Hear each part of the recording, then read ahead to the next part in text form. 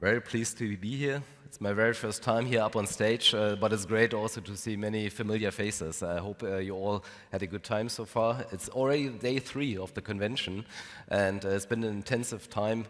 The reason my voice is maybe not so ideal is not because of all the interactions. It's actually I have a little bit of a cold, so excuse me for that. So we are talking about the IoT puzzle because we believe there's a couple of puzzle pieces that need to come together to have a coherent picture and to make the whole thing work. And this is the key theme also for this summit. So when we are talking about IoT, sometimes we get very different reactions. There are some people that say, well, what do you mean? IoT is everywhere around us. All the devices that I see are already connected and they all seem to work just fine. But then there's sometimes then other viewpoints and say, but it doesn't feel like that. Where are actually all the benefits that were promised, right? Where do we have the good business cases that really show there's efficiency gains, right? There's other further improvements that make my life easier, more convenient, more efficient and all that, right? So we would like to explore why that might be the case and also, of course, how to overcome some of the challenges. So speaking about challenges, I'm not going to go through all of them, but for sure, network availability and coverage is a big one. There's many operators here in that room. We are grateful for that. And of course, it's up to them to provide connectivity also in rural areas. We will speak about satellite, right? Because then maybe satellite can play an important role to cover spaces where currently the coverage is just not sufficient and maybe will never be. But it's also very important about interoperability, because even if you have all the devices connected and you bring them somehow then to the network, how can we make sure that they all exchange data and you can make use out of that? One of the key success factors of when the internet was really becoming big in the 90s was actually that we had good way, open protocols, APIs, interfaces to make sure that all the computers and servers that were then finally connected actually could exchange all that kind of data. I believe we are not yet there for IoT. It's very different ecosystem sometimes, and it's not easy and not seamless for sure. Security. I mean, G&D is a security technology company, and that is in our DNA. And we firmly believe that if we actually want to get all of the benefits out of the IoT, we have to make it secure. It needs to be there from the very beginning. Otherwise, we not just do not get the benefits out of it, but it also we will create something that is maybe uncontrollable and could create a lot of downsides as well. And then scalability, right? We are talking about billions of devices. We have the experience that very often, when we talk to customers, it's not that hard to have a couple of proof of concepts with a couple of devices. But how do you scale it then from a use case where you have dozens or hundreds of devices into 10,000s or millions of devices? That takes a whole different approach very often in order to make it work. Right, so these are feelings in a way, right? But we also wanted to get some facts and some real data around that. So together with external partners, we actually launched a survey, and we actually also tried to deep dive in a couple of these important elements that we believe. And there were a couple of interesting outcomes, right? So on the network authentication part, we believe a very important puzzle piece. We actually see that almost two-thirds of the respondents, they're still not using eSIM. Believe it or not, just 1 year ago, we were here on Mobile World Congress. I was sitting in meetings then with a very well-funded IoT startup. After the meeting, they actually came back and say, hey, can you once again explain me what this eSIM thing is, because we haven't understood it. And so maybe there's an educational effort that we still have to do here to make that ecosystem then work. Security, already mentioned that, is super important, needs to be the foundation for everything. The good thing here is that more than 50% of the respondents believe that the SIM, in whichever format, can be a very important security root of trust.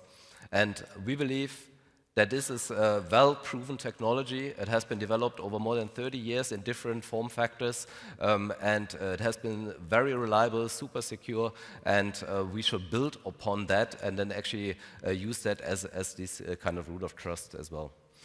Global IoT connectivity, I mean, this is a no-brainer, right? Because in the end, if this whole thing needs to work, then all the devices need to be able to communicate no matter where they're positioned. And sometimes they switch places. Sometimes they go across borders. They need to be handed over then to different networks. And our job is to provide this in a seamless manner so that actually some people, they do not need to worry about how to ensure that everything stays connected, even though the location might be different. And then, of course, to make the whole economics fly, you need to have connectivity management. You need to make sure that you have the ability to not just monitor what's happening, but also then turn off, switch off places, devices, and ensure that actually they are on the right plan the way you would like to have it. So these are our puzzle pieces. These are our 4 puzzle pieces where we believe that are integral to make then the IoT work at scale, to really capture that all the benefits. It's about network authentication. It is about the global IoT connectivity no matter where you are. It is about the management of the whole connectivity solutions, and underlying all of that is the security aspect. So if we have these 4 puzzle pieces in place, we believe it's going to work. So how can this then work in reality? There we go. So take a practical use case, which we believe is a very viable one, which is a track and trace. It's about optimizing logistics and supply chains, right?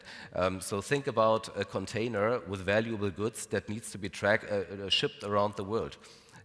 Here you need to have a device that actually is connected then to the network, but then tracks the container as it moves then across. You need to have that secure connection wherever that go, and we need to be able then to hand it over across different networks, and we need to be able then to monitor that on a kind of management platform in order to see where it is, what the kind of environmental parameters are, and also when maybe the estimated time of arrival is. We believe in that practical use case there are huge efficiency gains in the supply chains, and if we make this then work, there's really a big value to be captured, both in terms of efficiency, but also in terms of sustainability, because you can have better route tracking and a better environmental footprint with that. So this is not just PowerPoint, this is not just brochures and marketing speak. We have been working in this space actually for more than 30 years, for 3 decades, and we have a couple of very good proof points to actually see that this is then working also then in reality. Just to give you a couple of numbers, we are at the moment managing more than 3 billion SIM cards that are out there. We actually have been instrumental in not just inventing the SIM card and establishing that as a security root of trust 30 years ago, but also together with the partners, many of them together here in the room, we have been instrumental in pushing that now to the next evolution, which is then the eSIM, and beyond that for the iSIM wave then to come. And we are also your trusted partner when it comes to providing global connectivity. We can do that in more than 160 countries of the planet, which basically covers most of the world, of course. Right, so to wrap it up, IoT will have benefits, and we can for sure all help to make it then work. It needs to be secure, but if we put those puzzle pieces together, if we overcome the challenges that we briefly touched upon, we believe we will have a world where there will be billions of devices seamlessly connected in a secure manner, and by that we will have unlimited potential across all different verticals. Thank you for that.